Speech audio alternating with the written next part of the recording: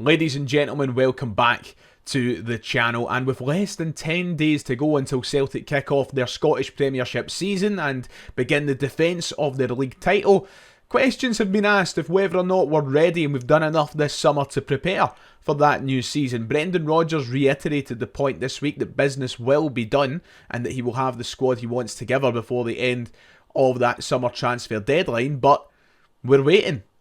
And with time running out, what do we still need? Let's talk about that.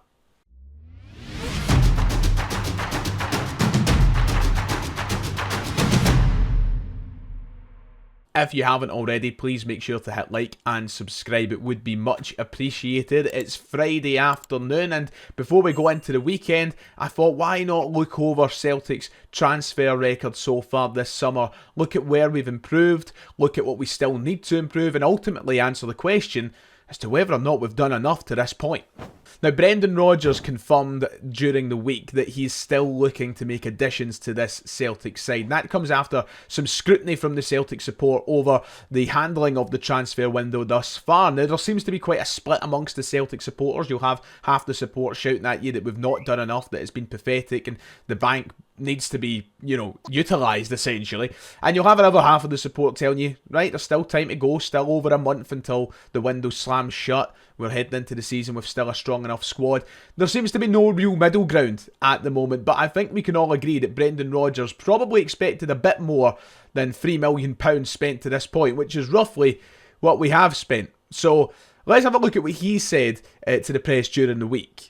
So speaking to the Herald, Brendan Rodgers said, "We still have some work to do. I think the players that we have in the building have been very, very good in pre-season so far. But like I say, we still have work to do in the market. I think it's very clear where our gaps are in our front line, where we need support. I'm very confident that we'll be able to do that before the market finishes." So Brendan Rodgers giving the reassuring words to some supporters that he's very confident improvement will be done. And once again reiterating the point that he needs to strengthen the front line, that Celtic as a club need to strengthen the front line. He did sort of allude to the fact that maybe Shin Yamada wasn't the ideal signing he was looking for in this window, and I think that's him maybe making that point clear once more.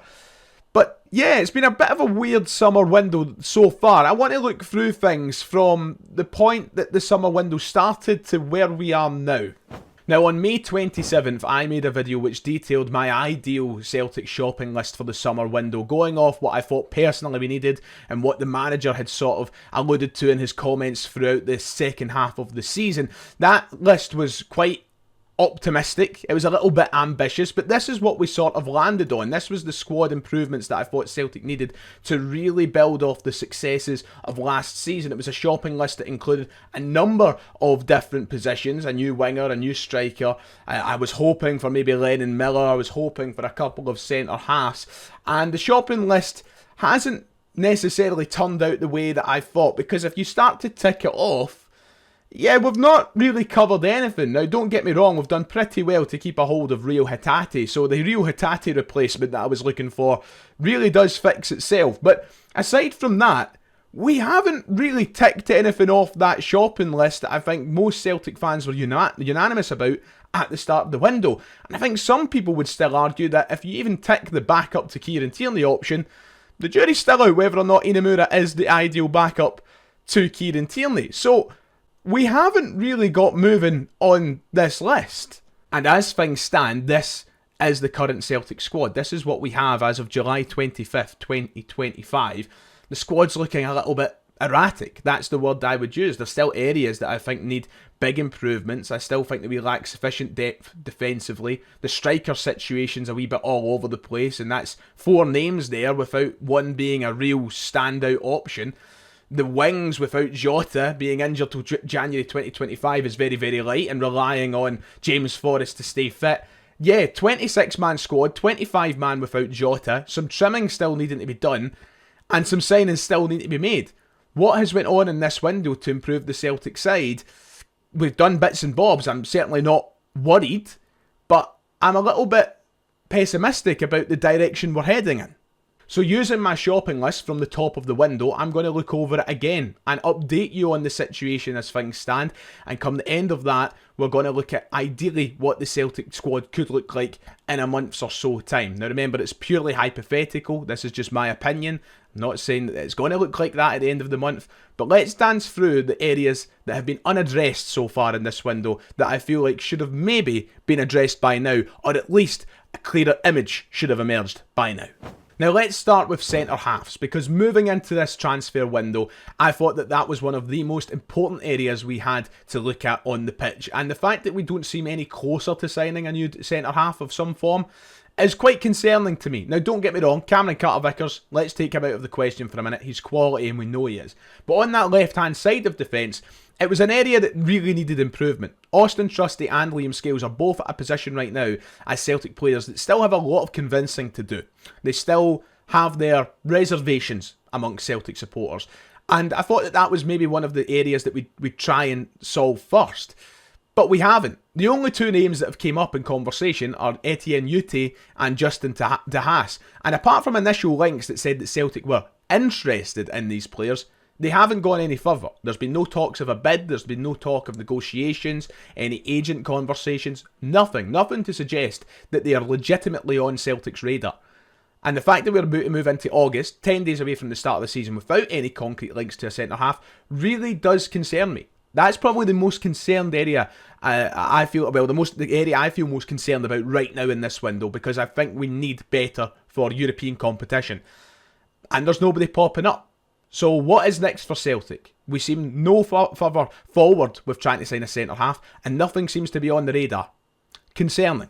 Defensive midfield, an area which Celtic fans have been clamouring on about for years. This looks like the position that is most likely to be addressed in the coming days. We heard those reports coming out a few days ago that Celtic are looking very closely at Andrej Bakinin, a Serbian midfielder who's very highly rated, only 18 years of age, but could be the perfect understudy to Callum McGregor. And if this is the player that comes in to fill that backup defensive midfielder role, I'd be okay with it. The fact of the matter is, Callum McGregor is still expected to play the majority of the season. Champions League, League and the Cup competitions. He's the captain of Celtic and he wants to play every week. Whoever comes in to play that role needs to be on the understanding that they will probably play very little football. And to bring in an 18-year-old who's very highly rated to share the minutes between McGregor when we can afford to do that, seems like a smart move forward. So there's been no further update as of yet apart from the initial interest. Of course, the CEO of Bakinin's club came out and said that Celtic are indeed interested and he expects him to move. He followed us on Instagram. Is that a sign of what's to come? Will he sign for Celtic? Hopefully we hear more in the coming days. But at least this one looks like it's progressing of some extent. I don't even know why we're going to talk about Lennon Miller, to be quite honest. There's really no point. He won't be signing for Celtic this summer. However, his future is still very much in the air. We don't know where he's going. I thought by now, as we enter August, he'd have a new club, and he still doesn't. Motherwell probably need to think about getting rid of him soon if they want to make any money. And Celtic might be able to sweep up there if the chance presents itself later in the window. Who knows? Never say never. But I expect something to come about for him sometime soon. Am I disappointed that we didn't go for him in this window? Yes, I am. I'm not going to lie about that. But the midfield is stacked right now, and I find it really difficult to see where Lennon Miller would fit in without the departure of Rio Hatate or the departure of Arne Engels or one of the big hitters. So it's not one that I'm going to be crying about come the end of the window. I just hope we don't regret it in years to come. Celtic need wingers. It's as simple as that. We need them and we need them now. The fact that we are starting the season with James Forrest, Yang and Dyson Maeda as the only fit and available wingers is pretty bonkers. We need to replace Nicholas Kuhn. We got millions of pounds, 16.5 millions of pounds to be precise, and we still haven't spent. We're trying to shortchange sides. We've heard about the bid for Jakob Bruyne. It was £3.5 million short of what Go Ahead Eagles expect. We can't afford to be pissing about here. We need wingers. As soon as James Forrest or Yang or God forbid Dyson Maeda drops down to with an injury, what are we going to do? God knows. So Celtic need to move. Brahim looks the most likely at the minute if we go back in with a more realistic bid. Balak Wisha, up in the air. We're hearing that Celtic are still interested. We're hearing that they're looking to make it happen. We're also hearing that talks haven't even started. Nobody knows what's happening with Michel-Ange Malik-Wisha. But one of these two wingers needs to sign for the club. If not one of these two, any other solid winger anytime soon. Thanks very much. But we need one of them. We really, really do. And finally, striker. We need to talk about Celtic trying to look for that top quality striker, the standout amongst the few. Now, the thing is, we have 4 right now. What happens with these 4 strikers should we sign another one? Like, we're going to have 5 strikers at the club if that's the case, but Brendan Rodgers has hinted at the fact he still wants his own striker. That isn't Yamada by the sounds of things. Will he hold off on that until these other areas are covered? I think that might be the case. But we heard we're interested in Lois Montano, who's currently playing with Cluj. We've heard that they also want close to 20 million euros, which just isn't going to happen. Celtic aren't going to pay that. So really, it's up in the air right now, but it's still an area that Celtic should probably address if the season doesn't start with an oomph for Ademida. So yeah, just so much uncertainty surrounding so many of these positions. Lois Montano, however, doesn't look like the one that's going to come to Celtic. So Celtic still have work to do and need to move fast because some of these signings are of paramount importance. I've given you the reasons why. However, the question is, what happens if we do sign in most of these areas? Because here is a squad graphic. If we even make 4 signings between now and the end of the window, that would take our squad size to 30 players. Now that would be a new centre-half, a new striker, a new winger, and Andrej Bakinen.